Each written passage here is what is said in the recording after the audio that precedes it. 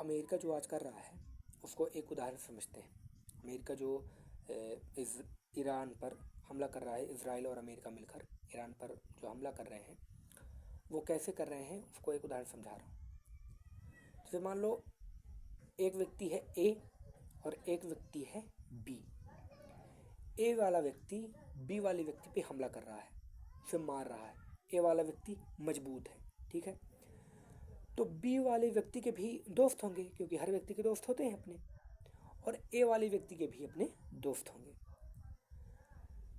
तो कई बार ऐसा होता है कि ए वाले व्यक्ति के, ध्यान सुनना, ए वाले व्यक्ति के जो दोस्त हैं वो कई बार बी वाले व्यक्ति के भी साझे दोस्त होते हैं, ठीक है। तो जब ए और बी की दोनों की आपस में लड़ाई होती है, आपस में झगड़ा होता है, तो बी वाला ये सोचता है कि कहीं मेरी दोस्ती ए वाले से ना टूट जाए, तो मैं बी की तरफ ना बोलूं, भले वो मेरा दोस्त है। और ए वाला सोचता है कि मैं बी की तरफ ना बोलूं कि कहीं मेरी ए से दोस्ती ना ख़त्म हो जाए। बात समझ में आ रही है ना। कई बार ऐसा होता है कि ए अभी में जो भी मजबूत होता है, ज़्यादा ताकतवर होता है, उसके तरफ चाहे ए के दोस्त हो चाहे बी के तरफ हो, पूरे के पूरे चले जाते हैं या तो फिर मौन हो जाते हैं। जैसे आज स्थिति विश्व की है। अमेरिका के भी अपने दोस्त हैं, जैसे अब इसराइल हो गया। ईरान के भी अपने दोस्त हैं, जैसे भारत हो गया। भारत चुप है, उसके अपने राष्ट्रीय हित हैं। रसिया भी चुप है, बाकी कंट्रीज भी चुप हैं। उनसे कोई मतलब नहीं कि किसे कौन मार रहा है, किसे नहीं मार रहा। वेनेजुएला से अभी उसके प्रमुख को उठा लिया अमेरिका ने और वहाँ पर कब्जा कर लिया। राष्ट्र मतलब पूरे विश्व में लगभग 200 देश हैं। 200 देशों में से कोई एक देश ऐसा काम कर रहा किसी दूसरे देश के साथ, और बाकी सारे के सारे देश मौन है।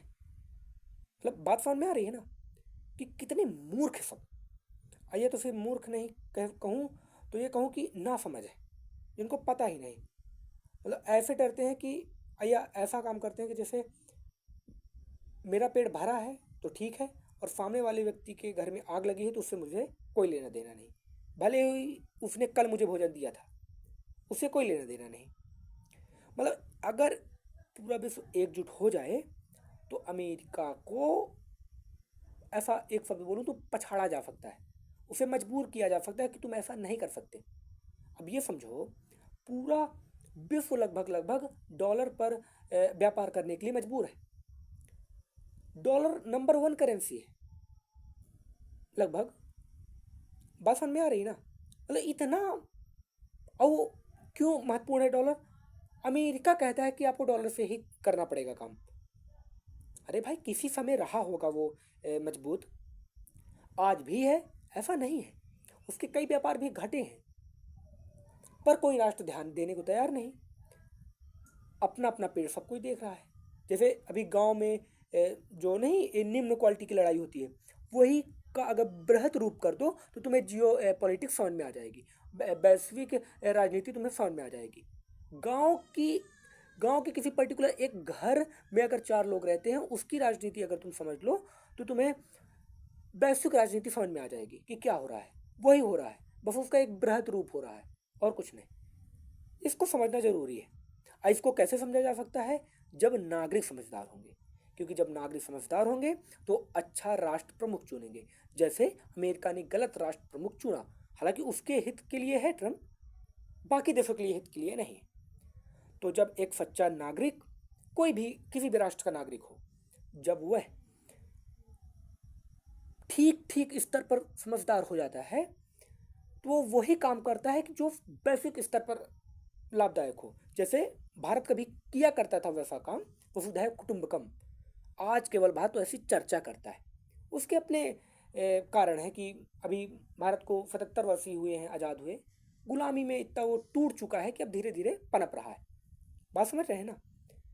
इस जो मार धाड़ हो रही है, इससे बचने के लिए, जो ये इतना संकट है पूरे विश्व में, इससे बचने के लिए जिम्मेदारी है नागरिकों के ऊपर कि वो शिक्षित हों और प्रश्न पूछें अपने प्रमुख से, और होशो हवास में वोट करें और चुनाव करें अपने प्रमुख का। नहीं तो यही होने वाला है और यही होता रहेगा।